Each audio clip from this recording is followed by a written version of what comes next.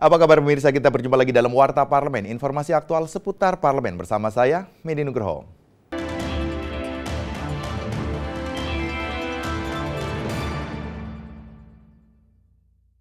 Komisi 10 DPR RI mendorong peningkatan mutu pendidikan di seluruh wilayah Indonesia dengan menyediakan sarana dan prasarana pendidikan yang memadai dan memberi perhatian terhadap kesejahteraan para guru honorer yang hingga saat ini masih sangat memprihatinkan. Ditemui saat kunjungan kerja Komisi 10 DPR RI ke Kabupaten Sumba Timur, Provinsi NTT, Wakil Ketua Komisi 10 DPR RI Sultan Adil Hendra mengemukakan, kondisi sarana dan prasarana di Kabupaten Sumba Timur sangat memprihatinkan. Seperti kurangnya keberadaan ruang kelas serta masih adanya keterlambatan gaji bagi guru honorer. Lebih lanjut, Sultan Adil menambahkan pemerintah pusat harus memberikan perhatian lebih dengan memaksimalkan alokasi anggaran yang memadai dan meningkatkan kesejahteraan guru SD dan SMP. Memang banyak yang harus kita lakukan pembenahan, terutama RKB, ruang kelas, apalagi ini dalam penerimaan peserta didik baru. Ini mereka mengalami betul kekurangan rasanya ruangan kelas, bahwa mutu kependidikan itu akan bisa terrealisasi apabila pertama siswa memang betul-betul punya karakter. Yang kedua guru mempunyai kompetensi dan kesejahteraan. Yang ketiga sarana dan prasarana. Sarana dan prasarana yang ada di sini ini butuh perhatian, baik kita dari pemerintah pusat, dari APBN terutama ini yang akan kita lihat. Makanya tadi ada beberapa usulan. Anggota Komisi 10 DPR RI Anang Hermansyah mengatakan, tujuan Komisi 10 DPR RI ke Kabupaten Sumba Timur adalah untuk mengecek realisasi dana alokasi untuk sarana dan prasarana pendidikan sebesar 14 triliun rupiah. Anang menyatakan, berdasarkan hasil yang ditemukan di lapangan masih banyak kekurangan ruang kelas, perpustakaan, dan fasilitas pendidikan yang belum mendapatkan perhatian. Untuk itu, Komisi 10 DPR RI meminta pemerintah membenahi dan mengevaluasi alokasi dana pendidikan di setiap daerah. Kenapa di Komisi 10 kita membuat panjang masalah Sarpras ini? Karena memang dari 1,8.333.323 ruang kelas yang ada di Indonesia, memang 75% dianggap belum baik.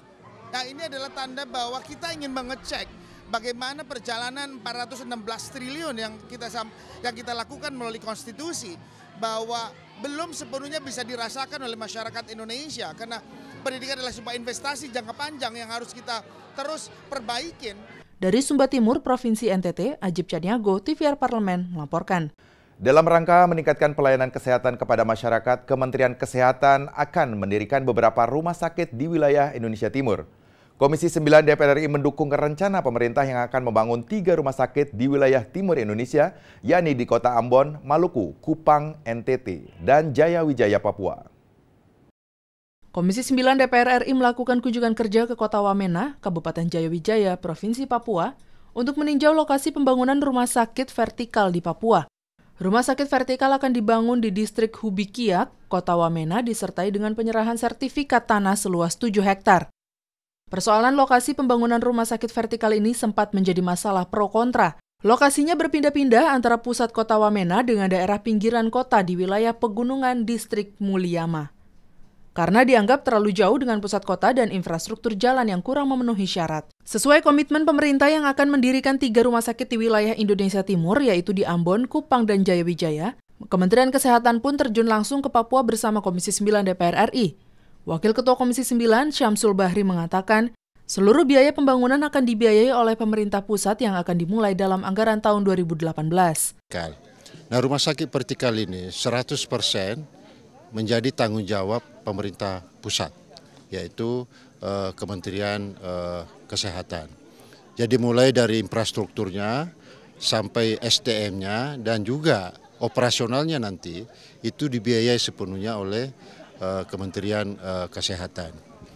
Memang proyek ini kelihatannya multi years, ya. Akan dimulai anggarannya tahun 2018, ya. Anggota Komisi 9 DPR RI Robert Rowe mengklarifikasi masalah penentuan lokasi yang sempat berpindah-pindah, yaitu disebabkan oleh kebutuhan dari Kementerian Kesehatan untuk pembangunan RS vertikal adalah tanah seluas 10 hektar, sedangkan tanah yang dianggap paling layak hanya tersedia 7 hektar. Maka kekurangannya 3 hektar tanah masih akan diusahakan oleh pemerintah daerah. Ya, kalau pemerintah harus bebasin semua tempat terus dilihat, pemerintah daerah nanti itu berapa dana yang harus dikeluarkan. maka pemerintah pusat harus berkomitmen dulu bahwa oke, tempat ini layak dan berkomit untuk membangun itu di situ. Maka yang sekarang 7 hektar, sisanya pemerintah daerah akan bertanggung jawab penuh. Dari Wamena, Papua, Kristio Handoko, TVR Parlemen melaporkan. Untuk mengoptimalkan pemanfaatan potensi perikanan dan kelautan yang berlimpah di Kabupaten Mamuju Tengah, Provinsi Sulawesi Barat, Komisi 4 DPR RI mendorong pemerintah untuk meningkatkan sarana dan prasarana yang memadai, serta menyediakan benih dan bibit ikan, sehingga perekonomian masyarakat dapat meningkat. Ditemui saat kunjungan kerja Komisi 4 DPR RI ke Provinsi Sulawesi Barat baru-baru ini, anggota Komisi 4 DPR RI Ibnu Munzir mengatakan, pemerintah harus memberikan perhatian besar kepada Kabupaten Mamuju Tengah, terutama di sektor perikanan dan kelautan. Menurutnya, saat ini potensi perikanan dan kelautan Mamuju Tengah belum dikelola dengan baik. Kurangnya benih dan bibit-bibit ikan menjadi kendala utama dalam mengembangkan budidaya ikan di daerah tersebut. Nah, untuk itulah makanya tadi bersama Dirjen Pemberdayaan memberikan bantuan untuk eskavator dalam rangka mengelola potensi ini, mendaya gunakan potensi ini. Tapi itu saya kira baru bahagian kecil aja, terus harus bisa digali, termasuk di sektor rumput laut. Nah, kalau ini dimanfaatkan dengan baik, tentu tingkat kesejahteraan masyarakatnya meningkat, pendapatan daerahnya juga akan naik. Direktur Jenderal Perikanan Budidaya Kementerian Kelautan dan Perikanan, Slamet Supiakto, mengatakan, untuk meningkatkan produktivitas nelayan setempat, Ditjen Perikanan Budidaya KKP memberikan bantuan berupa 1 unit eskavator untuk kelompok Palapi di Mamuju Tengah. Mamuju Utara juga mendapatkan bantuan 3 unit eskavator. Bantuan ini diberikan khususnya kepada kelompok Sinar Tambah di Desa Malai, Kecamatan Pedongga, kelompok Gapokdas Roja di Desa Sajo, Kecamatan Sajo, dan kelompok Handal Singgani di Desa Singgani, Kecamatan Lariang. Dari dekat ya, bahwa potensi masih banyak yang belum digarap.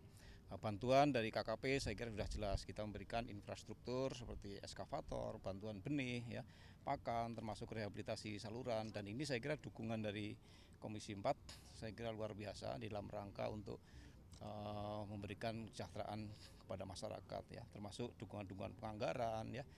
Dari Kabupaten Mamuju Tengah, Sulawesi Barat, Sanika Sembiring, TVR Parlemen melaporkan. Demikian Warta Parlemen kali ini, sampai jumpa pada Warta Parlemen berikutnya. Terima kasih atas perhatian Anda. Wassalam.